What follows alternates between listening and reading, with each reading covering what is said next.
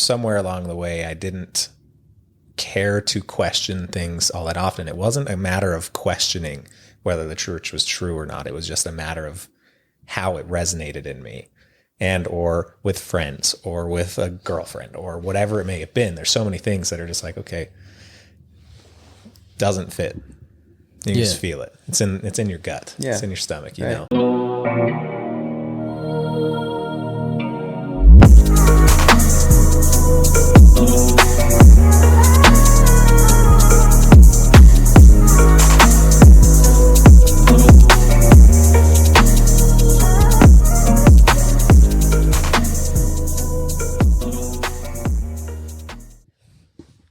Hello. Welcome back to another episode of Authentic Identity. My name's Blake, and with me today we have Mitchell. Perfect timing, Mitchell. And we have another guest with us today. Another Jared has appeared. Jared, what's your last name? Gish. Jared Gish. How do you spell Gish? Gish. Awesome. That's what I thought. But you gotta, be like a CH in there. You know, originally, German. I think was it somewhere from Germany or something? something? It sounds German. SCHE. Yeah, some nonsense. I could picture a German. Like Gish. We all got lazy. Shortened it. Typical American, right? We're like, we don't need vowels and other letters, and that's what our last name was. Rose, Rouss. Or it was Roos, Rousse, and then when they came to Canada, they changed it to Rose. They're like, yeah, let's change this. Mm-hmm. I mean, can you imagine that though? Like coming to Ellis Island or whatever the Canadian equivalent is, like Maple Syrup Island or whatever. Maple syrup. But like, imagine like just getting that fresh of a start, like off of a boat. That's wild. You're like, let's change our name. Yeah. Yeah. I'm carving out my existence here on this new continent, dude. Like it's kind of cool. It is. Yeah. It's badass. Yeah. Well, awesome. Well, thanks for joining us, Jared. I'm excited to get to know you because I know you're connected with people we know. Obviously, Mitch. Absolutely. I think you guys are related. You guys are kin now. Essentially. Yeah. Yeah. Not quite. Not quite. Well, he married his stepsister for years. He's been begging me to marry her forever, but we're kind of dating. Yeah. But you can do my that. stepsister gets to hang out with him more. So yeah. Move her in so that Mitch and I can continue our relationship. I know Jared sends me like what was the real estate post? It was like, I'm not gay, but could you imagine 2 joint incomes with like, it was like 2 male guys. Like, basically describing it's the like, gay marriage. you could have sex with whoever you want, but, you know, you can even have your own master and this and that, but he's like, that income. And I was like, he's thinking what I'm thinking. Yeah. Well, like it was, when I was in the Marine Corps, it was like legalized. Gay marriage was legalized in California. Mm-hmm. And so we were like, dude, could we gamify this? Do you want to, should we get married, bro? Like, yeah, Chuck it. What's that movie? Chuck and Larry. Yeah. Same concept. Do you know how much money we could make? You know, like all the benefits we could get. So yeah, that's awesome though. So you guys, you're not quite kin, but you're basically pretty much. Right. That's my brother. That's awesome, dude. Mm-hmm. And then you're their go-to real estate guy. Yeah, for sure. So how many deals have you done with Mitch and Co? I mean, Mitch and the people he's affiliated with sold him several doors, probably total doors, 6 at least. And then Mitch and I have partnered up on some deals. 8 doors now. For me, yeah. 8 doors for Mitch. You're that many doors already, dude? Yeah, we're pushing Mitch. I mean, he's kind of my retirement plan. Yeah. So I didn't know that. We've got him 8 doors so far that I helped him with.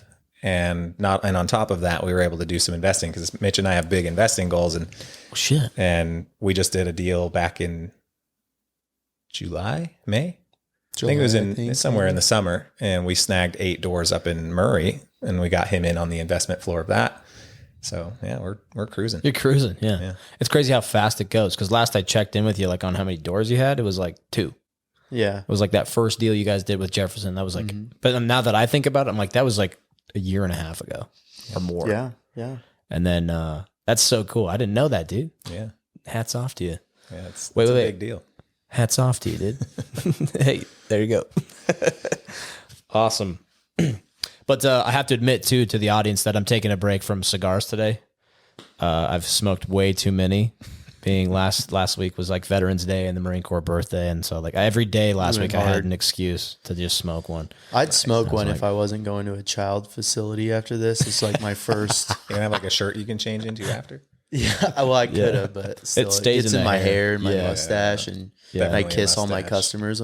They smell it. And Yeah, you did the Jewish, like the Italian. Grazie. But no, I was like, maybe I shouldn't with this one. But Yeah. dude, last time we were sitting here smoking one, and I don't know if it was just fresh tobacco, but I could barely stand up afterward. I was like, Yeah. it ripped me up. I'm was sad funny. I missed it. Dude. Do you ever smoke cigars? I mean, I have several times in my life, but I'm not like a connoisseur by any Avid. means. He is. Yeah, it's good. I think we've officially launched our tobacco club too. It's on Facebook. Nice. Just kind of a low key roll start. But if anybody wants to get into cigars or just smoke them on occasion, they're awesome conversational piece. They're way healthier than cigarettes. They always get a bad rap though, because every bad guy in like every movie is like with a cigar, right? And so it's like they just think they're bad. Yeah. But yeah, it's definitely an acquired taste, And how have you been liking them since you started? Really good. They're good, I love right? them, yeah. Yeah, they're fun. It's a good ritual for me. That's all. I really enjoy. It's the fun to ritual. come in and shoot the shit and toke on some cigars. Yeah, But it's like almost every, sorry, go ahead. I was gonna say it's always been more celebratory than anything like cigars in my life. It's like, oh, you bring a cigar into the picture because it's big deal. It's a big deal. Yeah. You feel sophisticated. Exactly. Yeah, and that's what happened last week. I had too many things to celebrate, so I was like, "Holy shit, I'm just like a stovepipe." So to like keep the hobby, Dude, happy Veterans Day to you. thank dude, you. dude, yeah. I appreciate that, dude. Yeah, I'll pass it on to the guys that deserve it more. They're 6 feet under.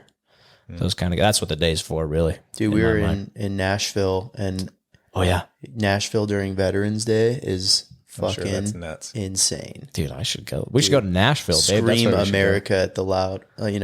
Dude, really, we went to the Grand Ole Opry. That whole show was dedicated to, the Veterans Day and everything. But it was way cool. If you've never been there, dude, jealous. That you would fucking eat that town up. Nashville's Seriously, nuts, you would love even that. without it being veterans. Yeah. Right. But no, it was cool though having spending it there because it was just so on point, on brand for Veterans Day. It was awesome. Dude, if Nashville is not like the heart of America, I think it's definitely like a major artery. There's a lot. The music, There's a you would lot have of dug it though. America. Like the music, we went to the Music Hall of Fame and stuff, and that was super. I'm not a big museum guy, but it was really cool, just like walking through and seeing where it all started and all the old ass country singers and stuff. We got to see the Oak Ridge Boys at the Grand Ole Opry. You know who that is? I've heard the name, but Elvira. Have you heard the song? Elvira? I'm sure we've heard it. But Isn't that Play like it, Val. No, just kidding. Copyright issues. But Elvira? no, Isn't that like an ED medicine probably. I don't know.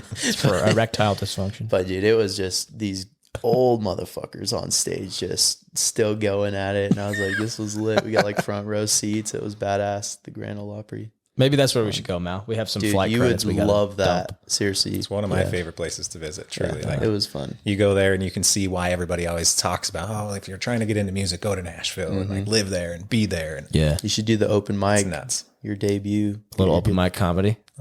No, singing. Singing. I was going to say, we got a musician over here. I guess. I don't know. Could be. Yeah.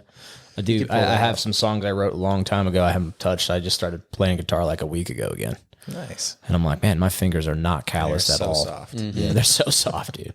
I'm like, what am I, a wispy little keyboard warrior? What the heck? What the hell? But that's awesome. So let's talk a little bit about Jared, though, right? We got this guest here. We know how you're connected to us, but like where you said this is your stomping ground here, Santa Clara area. Santa Clara specifically. I mean, Ivins is where I spent the first 8 years of my life. Santa Clara the next 10. Dang. And I mean, truly, like half a mile from here. Yeah, right. Yeah. What do you think about all the growth? I love it and I hate it. Obviously, I love it because it makes me money and I get to help a lot of people and meet a lot of great people. But ultimately, I have that tie to the roots of it being a small town and this feeling of connection with your community that feels like it's dissipating a little bit. Yeah, that's got to be. And the traffic, obviously, everybody hates the traffic. I know, and it's not even that bad. Like we went up north, and we're like, dear God, Mm-hmm. We're like, we thought we had it bad down there. It makes us appreciate St. George Absolutely. traffic here. We're like, oh, this isn't even bad, Yeah. you know? But yeah, it's Compared to that. it's definitely like you can feel the difference in the traffic, but Yeah, my brothers, my whole family still lives in Santa Clara. Like I have tons of family that still live here, and they'll joke with me about, oh, we got to move up to like Leeds or New Harmony now to get out of town because this traffic is crazy. I feel like it's if you stay on this side of town, It's a little it just slower seems pace. so daunting to like cross the downtown St. George area. I feel like anywhere along is. the boulevard, Yeah. it just seems like such a trek to get from Ivans to Washington Fields. or yeah, there's whatever. definitely like not like a straight shot route, Yeah. you know? So like Yeah. once you get up to like Sunset and Bluff, you're like, oh, here we go. Yeah, that's so true though. It's way daunting. But I'm gonna take a guess here though. You said you grew up here. How many brothers do you have? I have 5 brothers. Five I'm the brothers. 6th boy. Sixth boy. Okay, so I was gonna say you're either middle child or youngest, but How did you guess? yeah, I don't know. Yeah, I'm the youngest of 8. The youngest of kids. 8, nice, and the youngest boy too. So Yeah, youngest boy, 2 sisters. That's it. that's awesome though. Bunch of kids, rambunctious, running around these parts for years. Yeah. So how's that being the youngest, right? Like since we have you on the Authentic Identity podcast, right? I don't think I've ever interviewed, at least in this regard, at this capacity, like anybody that's like been the youngest kid. Yeah. So I've always wondered, like talking to my brother about that, and like I got his perspective, you know, on our little family, but Yeah. the youngest of 8. Yeah, the youngest of 8 is in my world, and I can't speak for other people, obviously. In my world, being the youngest was an odd place to be because I was definitely not a planned child. And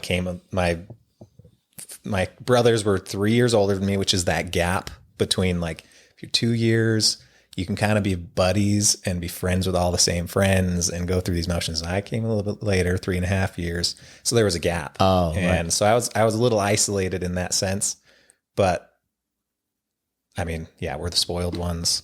Mom loves you the most when you're the youngest. I mean, you're their baby, and I mean, it's real. It's a real thing. At least it was for me. Yeah. And I loved it. I loved being the youngest child. I got the most incredible amount of freedom and independence that you could possibly imagine. I mean, my mom was single by the time I was born. She got divorced from my dad while she was pregnant with me. And when I came into the picture, my mom was tired and she had older kids that could take care of me. I was running around town in my underwear till I was 3 years old and didn't have a worry in the world.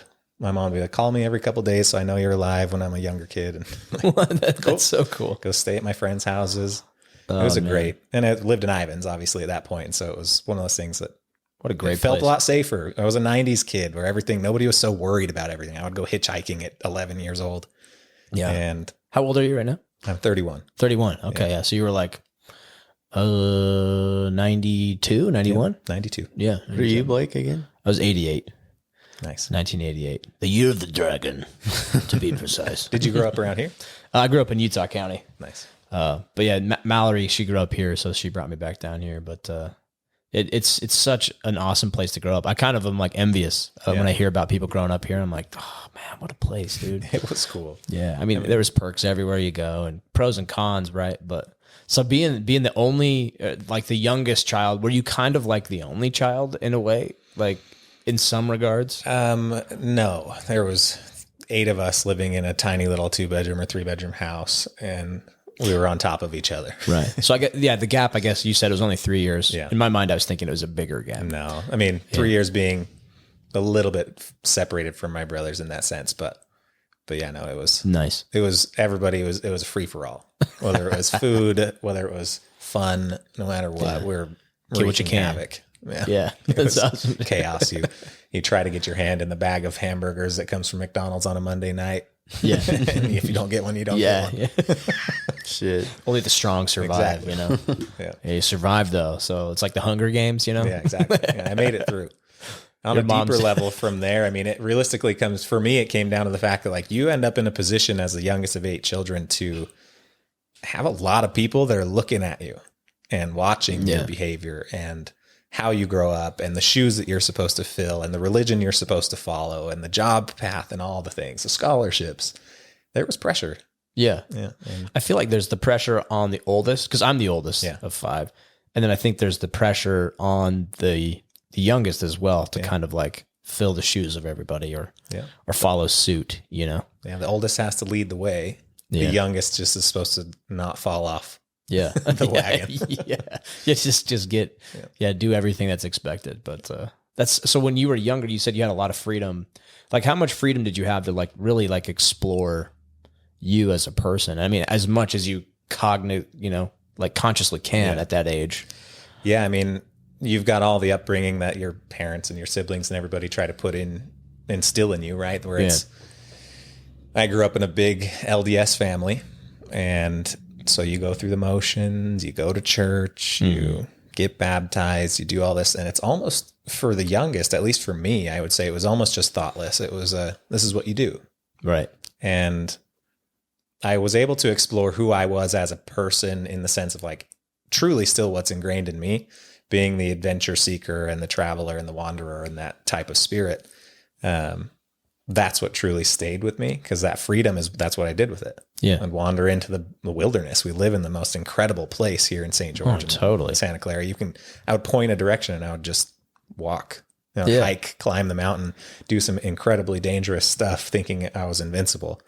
And that's why I made it Jared. through. He just is like down to get up and go any trip. Nice. I'm like, you down? He's like, buy the tickets. Where are we going? Let's go. What's the date? I put it in my phone. Yeah. Nice. So what's like the craziest thing you've ever done then? If you're like a thrill seeker? Oh man, I've never been asked such a specific question about the thrills. I mean, I've done are we talking like dangerous nonsense? Sure. Dangerous nonsense or just like craziest, like, you know. There's been several times when obviously we've got the Red Mountain right over here. Yeah, Big Red. Where I'm 10, 12, 15 years old and I'm finding new ways to climb up this mountain with no gear, no experience, no experts around, no adults. Yeah. And it's not like a mountain. It's a plateau, it's a ledge, it's a mesa. Yeah. So sheer drops of a couple hundred feet in areas, right? Yeah. It's not just like a slope. Yeah. Right. And so we're literally scrambling up these mountains to the point where like one of us is crawling over a rock while another one's crawling under it. And there was one time on the sheer face of it that rock that somebody was on fell right as one of my buddies got past it. And so it crumbled and it would have taken his life easily. Yeah. And those moments like kind of shake you a little bit and you're like, oh my gosh. But when you're 13, 15 years old, you're like, oh my gosh, that was so sweet. Yeah. We survived.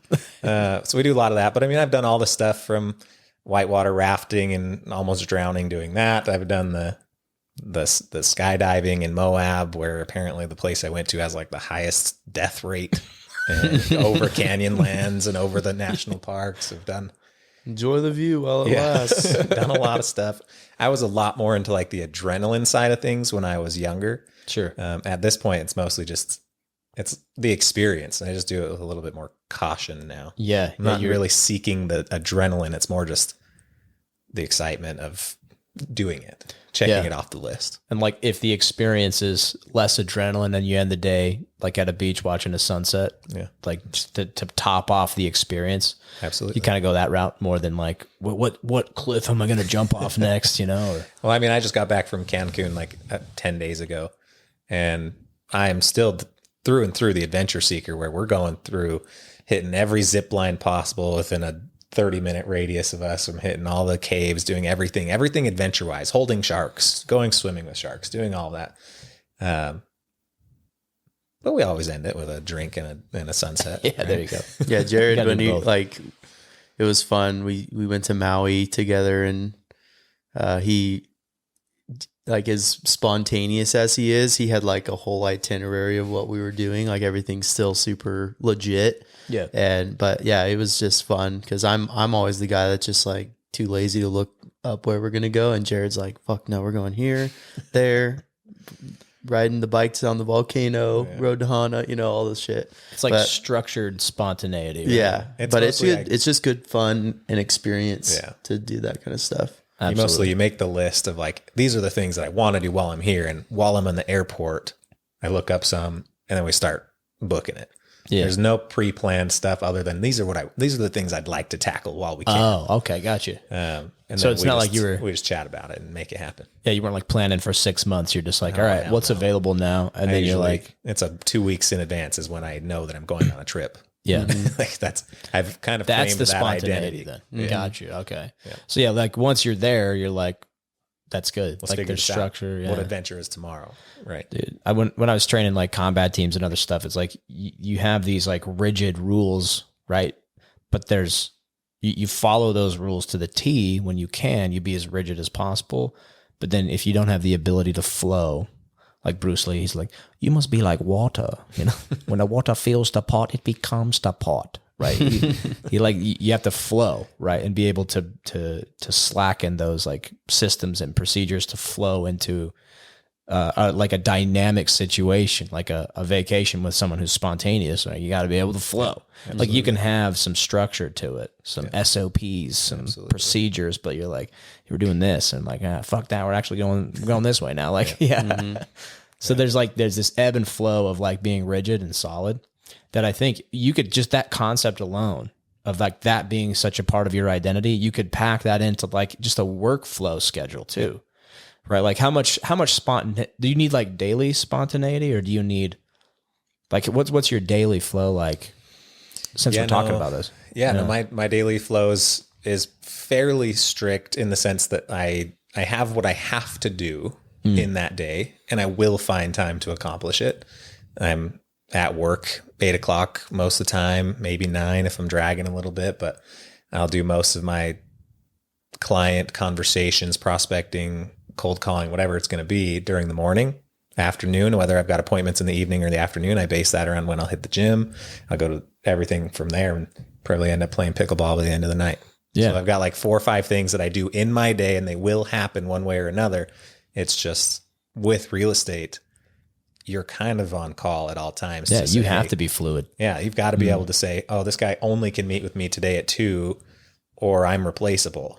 And so I go and I find it and I find the time to do it. And I'm happy to do that. I mean, I understand the real estate world we're in. I mean, not all realtors are created equal, but they're very easy to find. Yeah. You can toss a rock and find another one and hope they do good for you. It's the same. Right. So I make my schedule around my clients. I mean, I'm in his industry too, to where same thing. Like Jared always wants me to be the preferred photographer, but sometimes he's like, dude, we got a house we need it shot tomorrow. And it's like, if I'm not available, that's obviously why I'm working on getting second shooters and stuff like that. And we're able to go and deploy somebody to go get the job done, because that's how, if he can't get his photos, he could lose the deal, you know? So that's how quick it's so important. Yeah. And making sure your availability is like same day or next day or within a couple days if they're ready and that urgent. But yeah, I'm also in that same boat of just being on call to them, because I'll literally be driving sometimes and someone's like, got one. I'm like, is it ready now? Because I'm on my way home. I can hit it, you know? And I just detour. Yeah. Then I got to guilt trip Mitch all the time. Like, dude, come on, work on a Saturday for me. I gotta get this done. I'd seriously, he messaged me. Normally I do have some good flexibility with my schedule, but October was insane. And he tried to book me for one. And I was like, dude, I can't like until this day, this time. And he's like, God damn it. It's like, he sends me a screenshot of his schedule to be like, I'm slammed. And he loved looking at it. I was like, good Lord. Yeah. Oh yeah. That's an incredible amount of appointments just back to back to back to back. Yeah. Yep.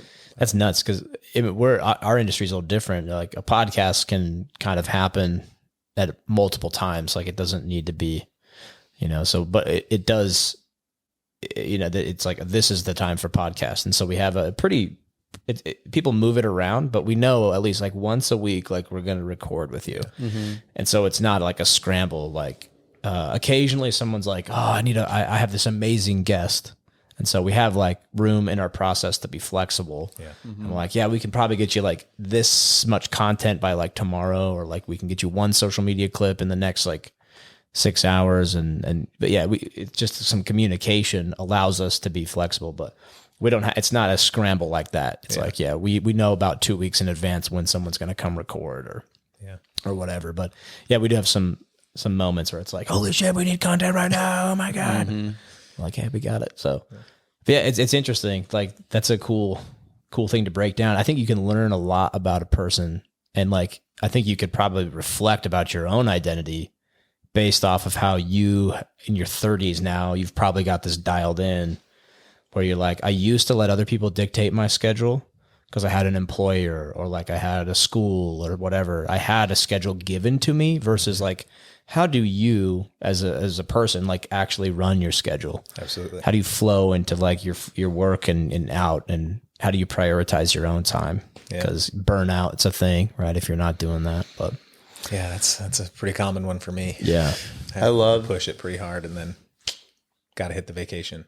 with like being authentic. Obviously, he wouldn't be able to marry my stepsister if he wasn't being authentic with me. But when we go and like walk a house, like that's what I think so cool about real estate is there can be those, oh no, this is the right one. Oh, you guys got to put an offer in. Like you could sell that fucking house.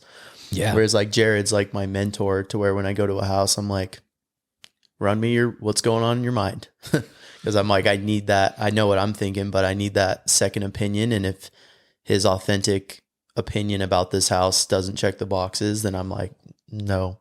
Yeah. You know, whereas like the personal house that I bought or that I'm living in now, that was that same thing. Like we had looked at 2 properties that day and it was just like, we're just running backboarding off of each other. But for him to be open and honest with me, that's so fucking important because that could, I mean, not saying I'm going to put him on the chopping block about it, but like if he helped somebody get into a deal that wasn't a good deal or even a house, right, then that's on him. And oh fuck, like I'm sure it's happened before when people, you know, unmet expectations or whatever they were thinking wasn't aligned with what you were telling them, or they just didn't see it. But it's super important.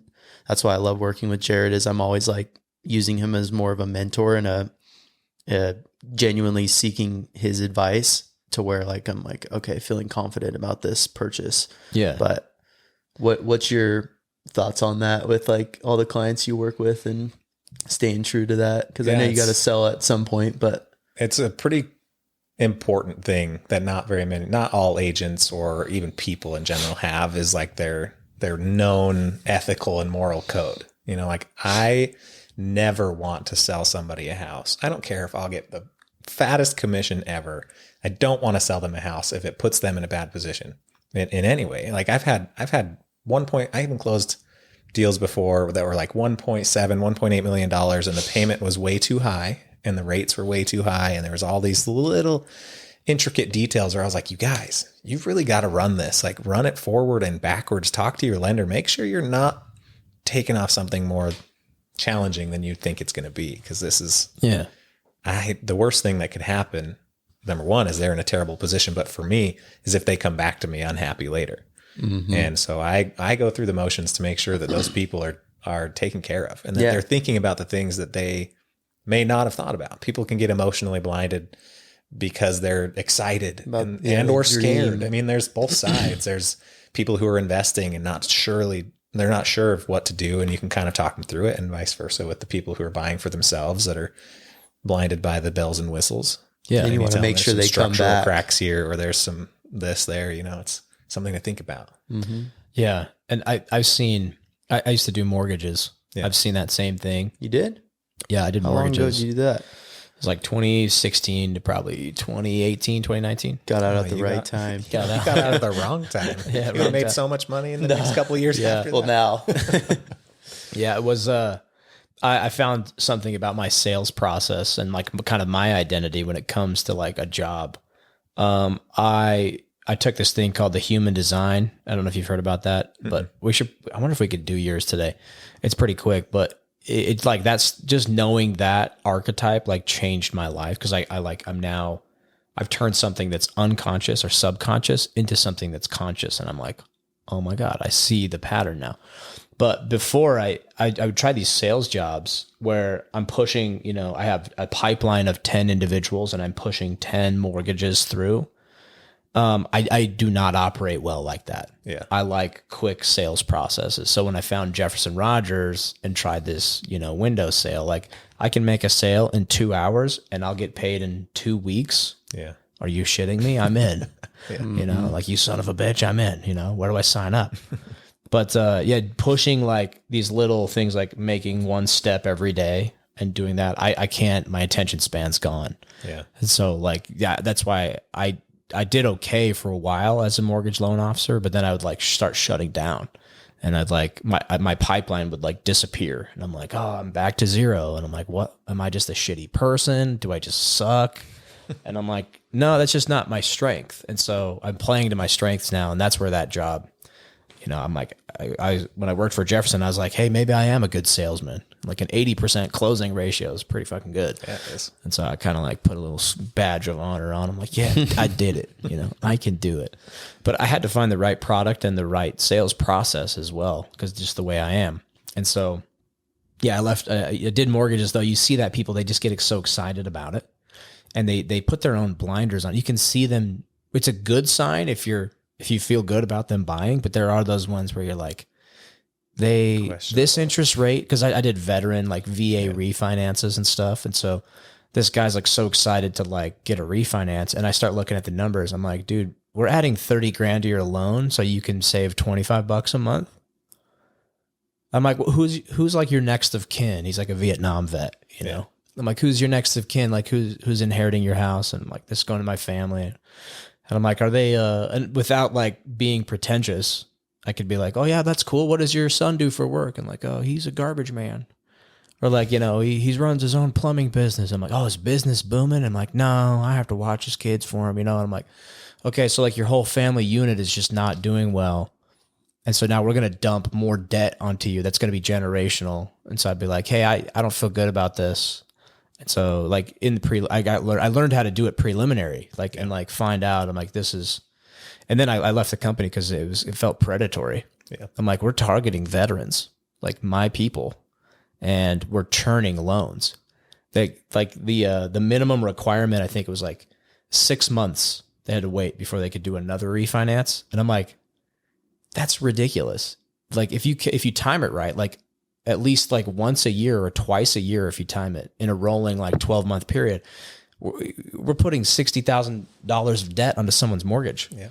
And so it just ethical, like didn't sing well with me. Once I started understanding the nitty gritty of it, I was like, no. Yeah. So I left. But same with windows, you know, I'm like, someone's like, I want to finance this and get it done. And like they qualified. I've walked away from like 5 deals.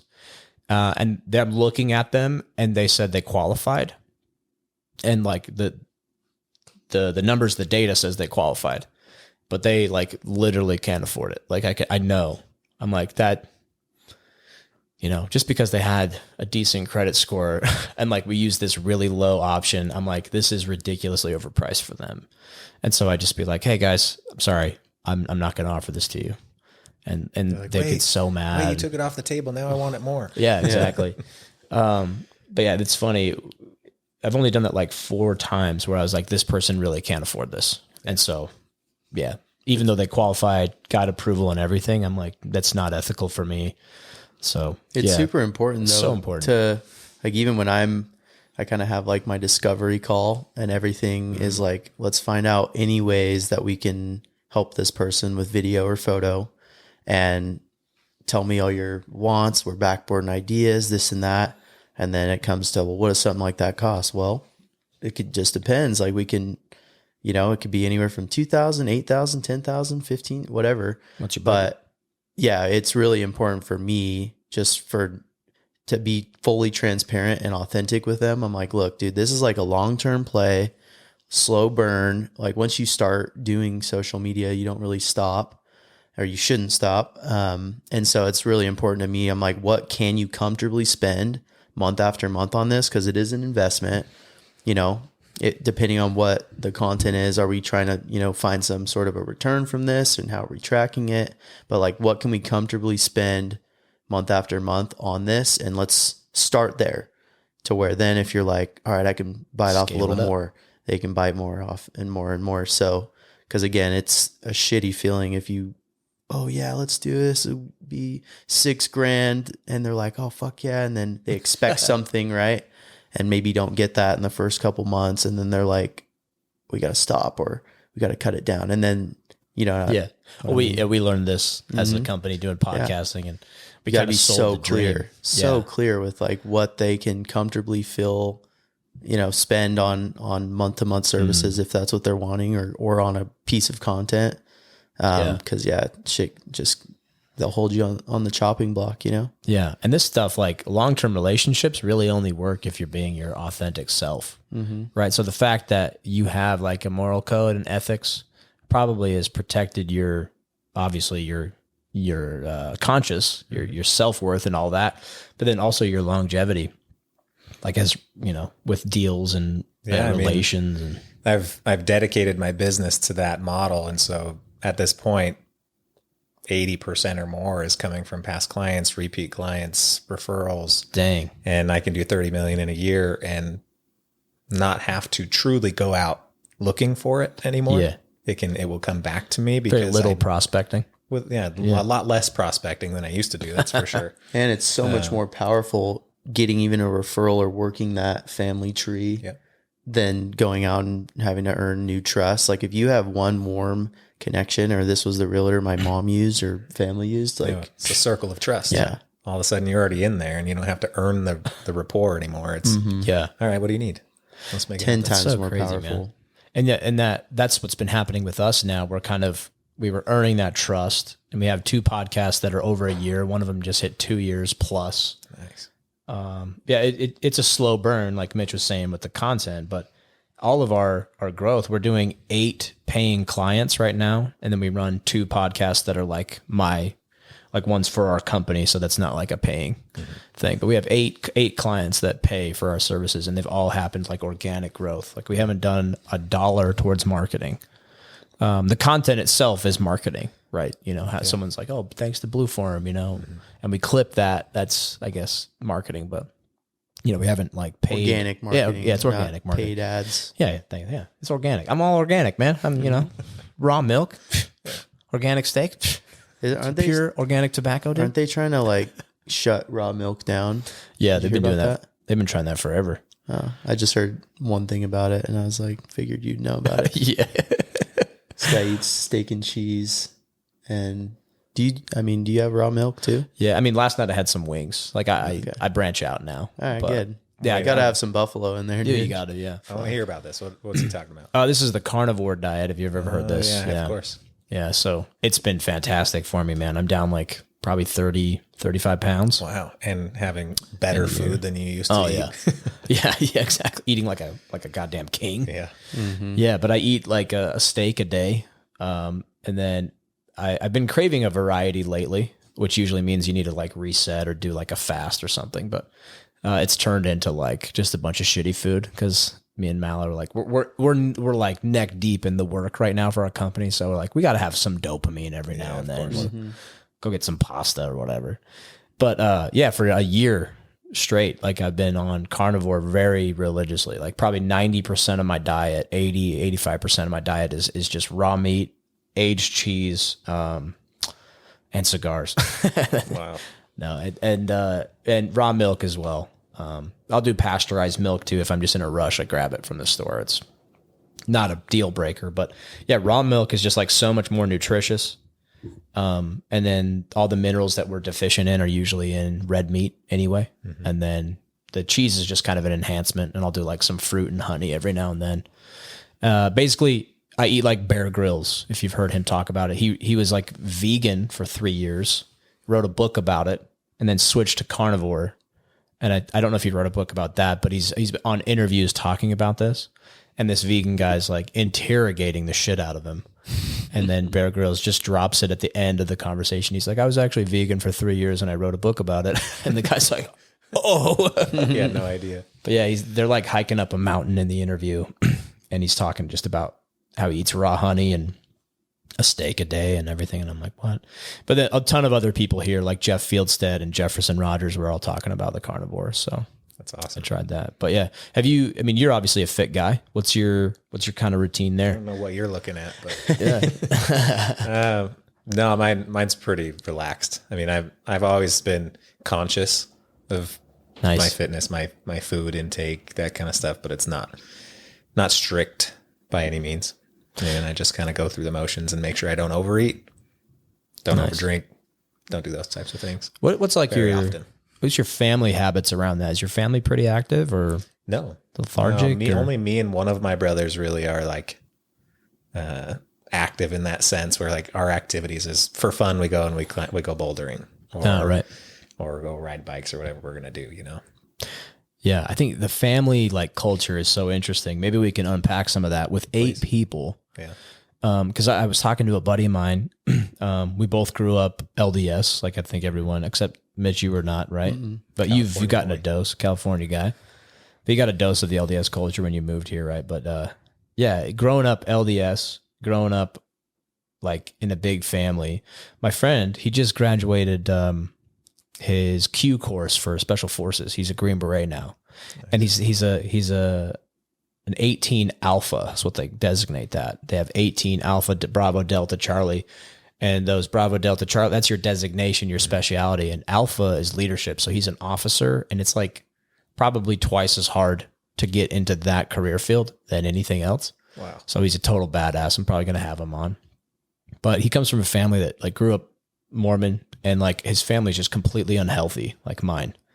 They just don't really care what they eat. They don't exercise. They were definitely like athletic in their younger years and played sports, but then after that, it's just like, yeah, get fat and happy and hold to the rod forever, you know, like Absolutely. great people. But so like, what was your family dynamic like that? Was it a very health conscious family, or like not so much? No, not at all. Not at all. No, I don't even remember any sort of like fitness diet type of conversations when I was a kid.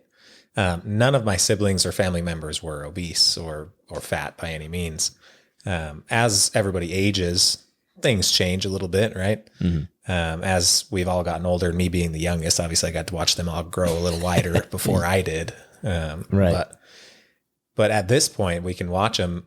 Most people, it's almost cyclical in our family, where they'll go 2, 3, 4, 5 years without paying attention to diet or fitness.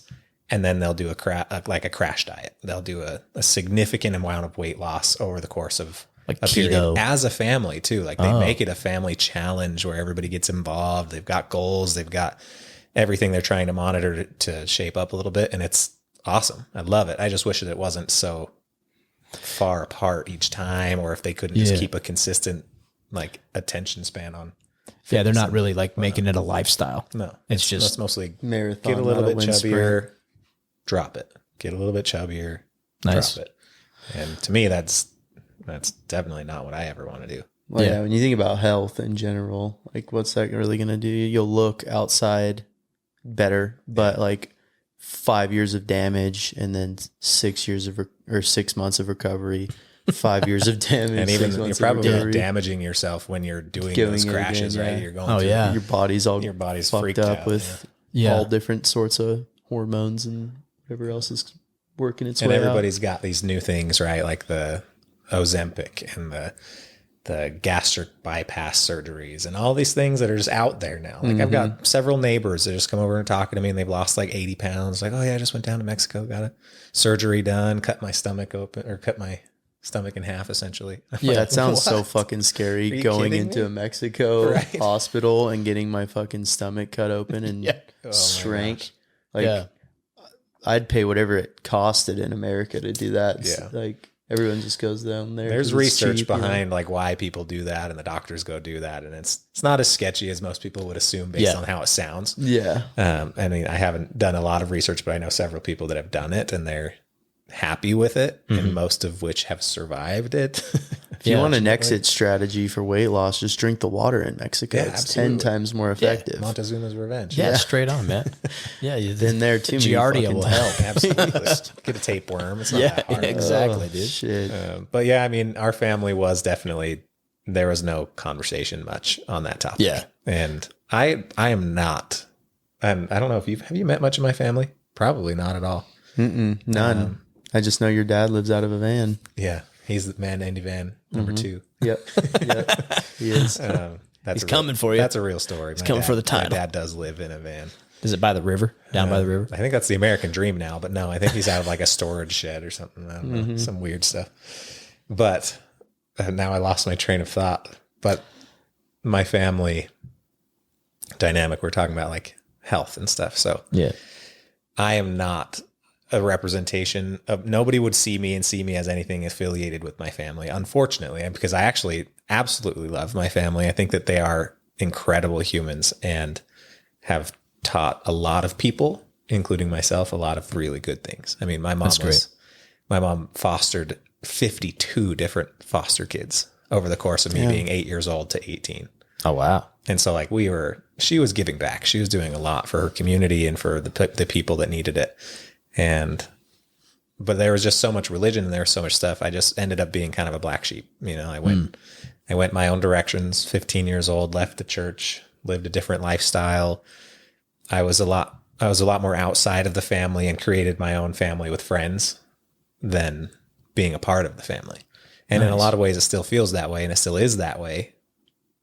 But that's just how I wanted it.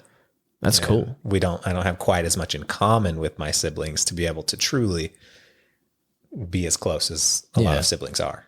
So it sounds like you kind of broke away from a lot of social programming early. Yeah. That's awesome. And do you think that's because you were the youngest and you had like a little more freedom maybe to be unsupervised or? Possibly. Yeah. I hadn't thought about it and in that way. I always thought that I was just more inspired by women that I wanted to go and date before I was supposed to. Chasing the beautifuls. Exactly. Mm-hmm. And that just I just never really clicked in that picture. You know, I wasn't the church boy. I had the long hair. I was rebellious and I looked like Mitch over here. I wish I looked like Mitch is what I was going for. But yeah, no, it's totally different. Who I am, who I was, never really fit in with the family, but it never was harmful. That's good. To the family dynamic, which was great for me because I know a lot of people can get pretty pushed out, especially in the Mormon culture. It feels like there's a lot of resistance to embracing people that go through a different life, a different there's programming. If you're a Utah Mormon, it's harder for them. But very similar. I think you and I are very similar in that where I wanted to go my own way, but I wasn't the youngest. I was the oldest. So my whole life, people were looking at me with magnifying glasses, making sure I said, but I was the oldest in my family, but I'm also the oldest on both sides as far as grandchildren go. So to keep this excellent LDS legacy alive, like I was just expected to be this way all the time. But, if I wanted to stay out past like 9:30 as like a sophomore in high school, like I had to fucking fight for that shit. Yeah. And every year, like every inch I gained was like this battle of attrition. And then I'm watching my brothers go through high school. I'm like, you don't even know my sacrifice, Yeah. Like if there was a Veterans Day in my family, I would be that guy been like, thank me for my service. I fought for 10:30 curfew, That's how Mark was. Mark, it wasn't strict for Mark at Is all. Mark your brother? Yeah. Yeah. Is he the oldest? Yeah. He had a pretty chill curfew and stuff, but mine was even just a little bit better. Yeah. They get a little bit more lenient when they realize it's not worth the fight. Yeah. And his was like when I got into high school, we'd go to parties together and his curfew became 12 o'clock. And then mine was immediately 12 because he was my driver. Yeah. So it's like, well, just keep them together. Yeah. Yeah. Like Mitch, you're going to take Mitch home an hour early and then come back. Yeah, I know, really.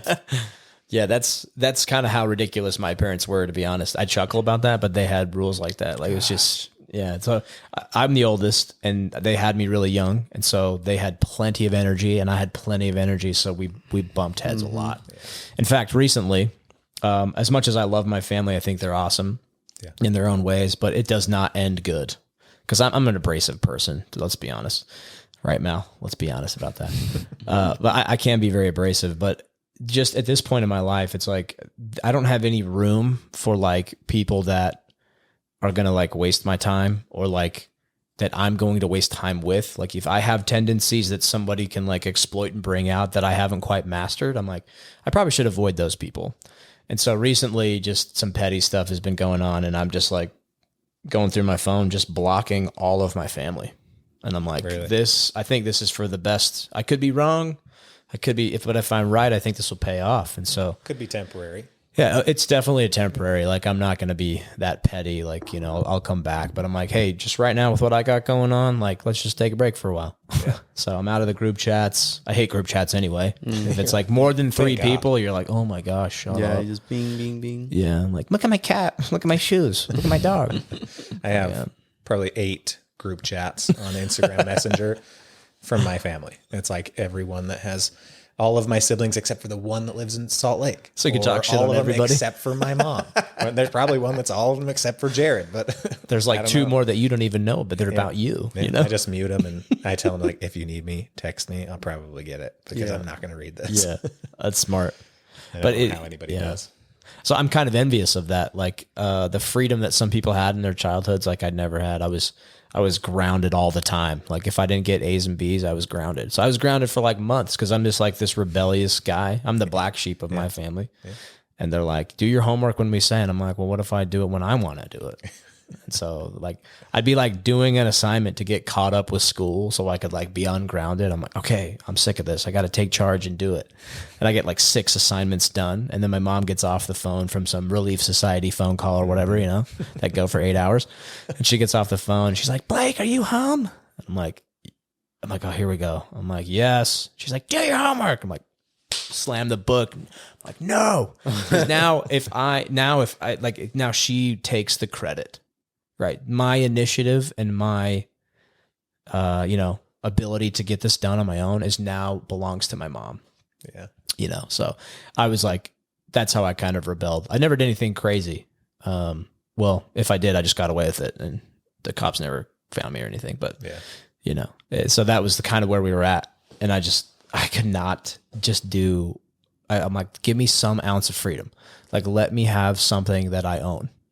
And I never had anything that I owned. So my rebellion was joining the military, where I was told what to do all the time. But the fact that I chose that, I loved the military. Yeah. So having a choice was like just so crucial for me. So I'm always looking at my younger siblings, like you being the youngest. I'm just like, man, I'm so jealous of that. Yeah, I'm grateful, honestly, for the position I was in. I look back and I reflect on it. I'm like, man, I had it so good. Yeah. It was so good. It was so relaxed. That's so awesome. Awesome. Dude. I was just 15. We were outside. Yeah, I was outside building building ramps with my brothers when I was 8 years old, wrecking all the time. So did you say you left home at 15 or you I left the church. Left the church at 15. How was that? Like you still lived in Ivins, right? Yeah. I lived in Santa Clara at the time. It was really pretty direct. There's no way anybody was surprised either. It was just kind of like I was there to please my mom. I would go to church to please my mom, and it was great. I had a lot of great friends there, but so everybody knew you were just being authentic. The shitheads too, though. Like we were the ones that were always in trouble at church, which is hilarious. And it came down to the fact that it was like I was 15 years old, and I just told my mom, I said, "Listen, I'm done. I love you." I always preface it like that. I love you, but I'm not interested in this anymore. So you talk to me too. I do every time. Every time I got to bear the news to Mitch, like, Mitch, I love you. This inspection's not that good, but we can make it through. There's always a but. But no, I just told her, I said, I'm not interested. And I said, and I know it's going to make you sad. And when it comes down to it, I think the thing that mattered to her the most was, hey, I'm not going to go on a mission. I'm not going to do that. It's not in the cards for me. It's not what I want to do. And I was like, but I will serve. I will serve the world, the community. I'll do what I can in different ways, in a different capacity to make you and me feel like I'm contributing. Dude. And I went on humanitarian missions with her so that we could go and do medical and dental and work related humanitarian trips. They were 2-3 weeks long, and it's nothing crazy, but you go out there and you help. And my mom holds me in this regard of like, my heart is amazing. Like that's what she feels like. My heart is there, regardless of if I'm Mormon. And because it's authentic. Because it's authentic. I just told her, I said, this is how I am. This is who I am. And I'm not bad because I don't find personal enlightenment through the LDS church. And if you do, wonderful. That's great. I want everybody to find their personal enlightenment, but I don't find it here. Isn't it funny how like authenticity or like enlightenment and growth isn't really tied to an ideal or a way of life or like a principle, like a rule. It's tied to you being your most authentic self. that's all it is for everyone, because it's completely customized and different for every single person. I think you just unleashed like this wave of wisdom that this podcast hasn't had yet. And that's because contribute. You, at a young age, you dove into what was authentically you, and the people around you supported it. And like, that's far more effective. You being your most authentic self is far more effective in serving the world or raising like the collective vibration of humanity than you forcing something that's not you. Going and doing a 2-year LDS mission, like there's a lot of pros and cons, but like if you're not really there for the right reasons, like there's probably more cons than there are pros. Going to college and it's not really you and you're just doing it so your family's happy, like there's more cons to that than there is pros. Yeah. So that's, you just unlocked something there. I didn't do that either. I didn't get a scholarship. Didn't go to college. Yeah. Didn't do any of it. All of my brothers did. Mm-hmm. They all got scholarships, all went on missions, all had kids and got married by the time they were like 24. Yeah. I'm 31, not married, no kids, no college, no mission. Yeah. Sorry, go ahead, dude. No, I was going to say, I think it's important too, like the fact that you really need to notice like what it is that you want, because you knew what you wanted, which was not that, or I'm sorry, even both sides of that, what you want and what you don't want, right? There's contrast. If you don't want that, it must mean you want this. You didn't want that, so you wanted it opened all else. those other doors to figure out the other side of it, right? But paying attention to what you want or don't want is your guidance system to say, this is the direction I want to go because this feels good. Yeah, exactly. Right. But being able to notice it and not like be like, well, fuck, we're just supposed to go to church and this is just what I'm supposed to do. Yeah. But like really noticing what it is that you don't want or what you do want, and then leaning into that, you know. I think that I was blessed in the sense that somewhere along the way, I didn't care to question things all that often. It wasn't a matter of questioning whether the church was true or not. It was just a matter of how it resonated in me, and or with friends or with a girlfriend or whatever it may have been. There's so many things that are just like, okay, doesn't fit. You just feel it. It's in your gut. It's in your stomach, you know. And once you do that, once you just acknowledge and you allow yourself to flow, like we talked about earlier, that's what takes you to the next level of your own authenticity, right? It took me when I said, Mom, I'm not going to go on a mission, but I'll serve in other ways. We then ended up in opportunities to go travel the world, Guatemala, Mexico, Peru, all these places to serve those communities. That's awesome. And that inspired me to have an incredible love for traveling. And I've got the travel bug. I travel all the time. Several times a year, I'm going to leave the country and I'm going to have some fun. And it took me there just by allowing myself to feel the way that I already did, but acknowledging it and going from there. Yeah, there's some interesting things said here. This is awesome, dude. Like, in what Mitch was saying too, but if you unpack, or like if we unpack the wants and what you don't want, right? Like if you want a green shirt, that means automatically that you don't want blue, yellow, red, orange. At this point. Yeah. In this moment. Yeah. If you're like, I want this shirt specifically, that means I don't want, at the same time, I don't want any of my other shirts, right? Doesn't mean it won't change, but yeah, if you, it's the contrast. Yeah.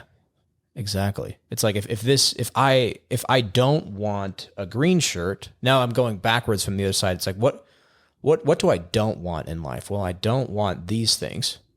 I don't want this. Well, eventually, if you find out what you don't want enough, then you'll find out what you want. But the other way is easier. If you just know what you want, you don't have to waste time finding out. Yeah, when you don't know when you want what you want, that's the problem, and that's when people aren't taking action enough, getting out there, experiencing, putting themselves through the ringer on shit. Well, I don't want to be cold calling if that was a thing, right? Yeah. That's definitely a thing. People don't want that. Right. But you wouldn't know that until you start experiencing what it's like to do a cold call. Yeah. I want to do paid ads instead. I want just audit. Like that's not my thing, right? But being able to go out, take action, experience life will allow you to figure out the contrast of I want this or I don't want that. Exactly. Right? And if you can say what you want, like, well, let's say you can't actually. If you can't say what you want or like decide what you want with your life, then other people will assign it to you. That's what was happening to me. like, yeah, I wanted to be in the military, but like, I really, really wanted to go special forces and to make a career out of this thing.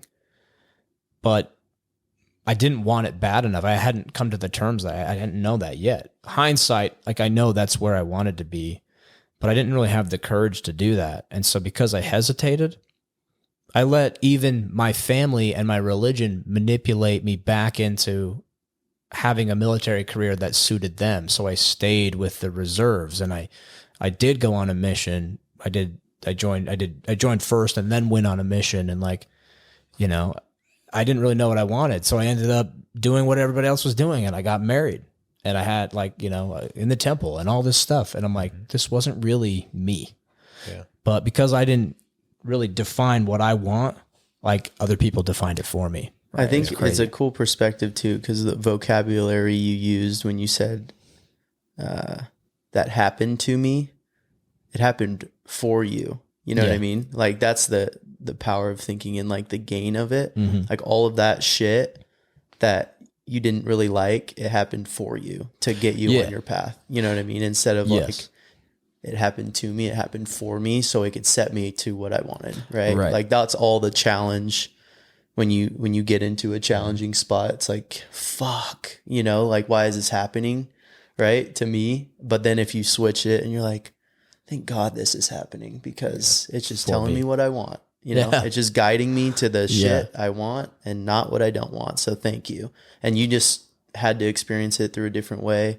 Through your childhood, you know, and everybody's got their own journey, but hindsight, right? I know that now, but like during the time, it was like, if I had known what I wanted, like, and had the courage to just do that, like I would have learned it right then.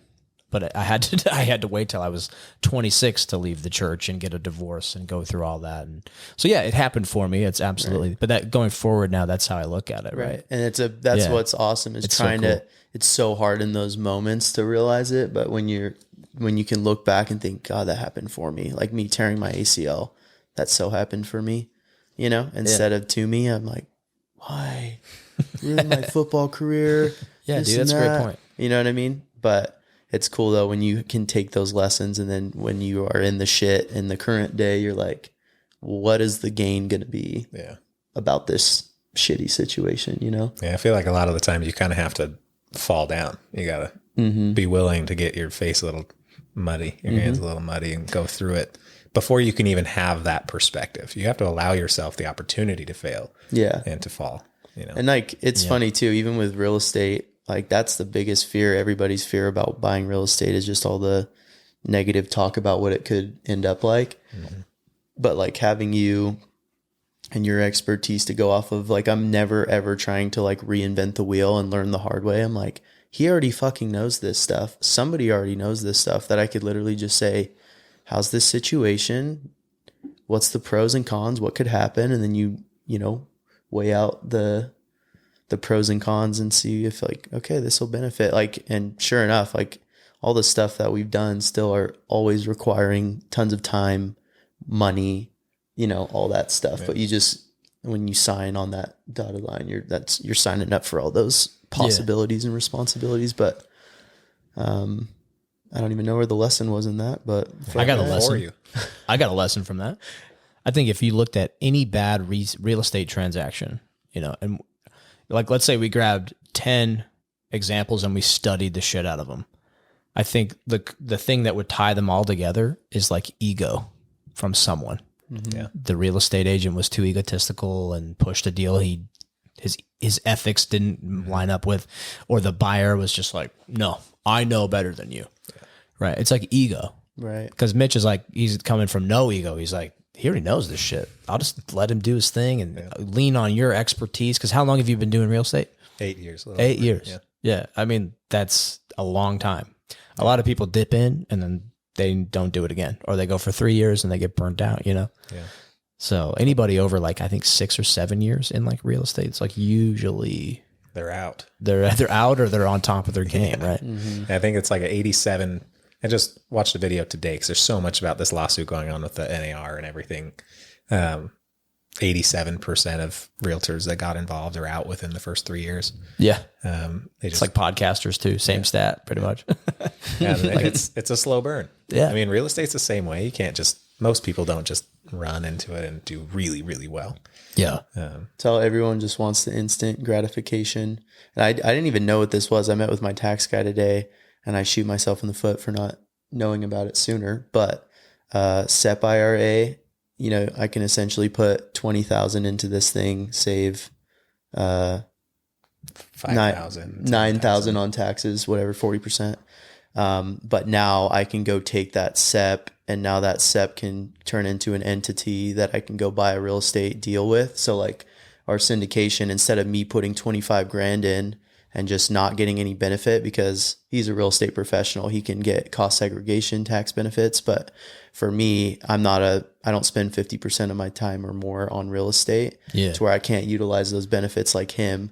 Whereas if I want it for tax benefits, I can throw 30 grand into a SEP, and now that 30 grand I can go put into that transaction, and now the SEP owns it. And the con is I just can't touch that money until 59. So that's the retirement aspect of it. You can touch it. You can touch it. You just get hurts. tax, and then a 10% penalty is what he said.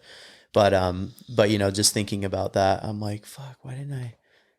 Because now like all the tax benefits that I could have had over all the. But again, pros and cons. Now everything's under me personally. I can touch it, move it. Yeah. You know what I mean? It's all to me, whereas I don't have to wait till I'm 59. But I'm just like trying to figure out all these tax benefits for real estate. And there's unbelievable amount of different ways to handle your taxes. SEP IRAs is something I absolutely do as well. Yeah. And I'm like, why didn't I know about this? Because now I can. You just taught me about it. Yeah, I know. And the cool thing about SEP IRAs too is you could pay it after the fact, right? So you have till April to contribute. You don't have to do it before the year no, he end. told me till September. I got until because that's the extension time frame or whatever. Is that why it's called a SEP IRA? SEP IRA, yeah. September IRA.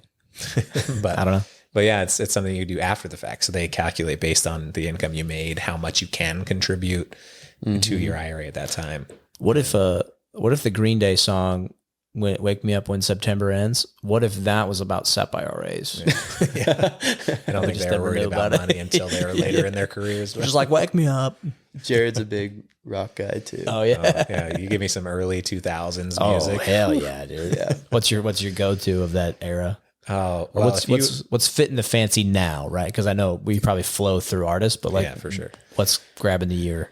So I still look back on all that music all the time. Like I'll put on ridiculous like Paramore or Yellow Card radio stations on Spotify and just let it cycle through. If you looked up the When We Were Young festival that's just released their tickets today for next year, the lineup for next year is literally like me as a 15-year-old. Yeah. It's incredible. I went last year and it was just wow. That's awesome.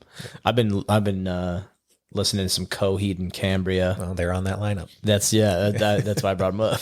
I heard about that. Yeah, they're that stuff too. Also, I get down with some Outkast. Okay. If I want to switch up genres a little bit. But, yeah, that's a great era. For sure. The alternative rock and all that kind of stuff was definitely my jam. Yeah. And we all like make fun of Creed, but then we sing the songs. We sing Creed and Nickelback somehow got like the trendy, you hate Nickelback, but everybody hate loves Creed, them. But everybody knows their songs and they've won like dozens of Grammys or some nonsense. Like, come on, man. Making ridiculous Still money. getting the clout. Yeah. Yeah.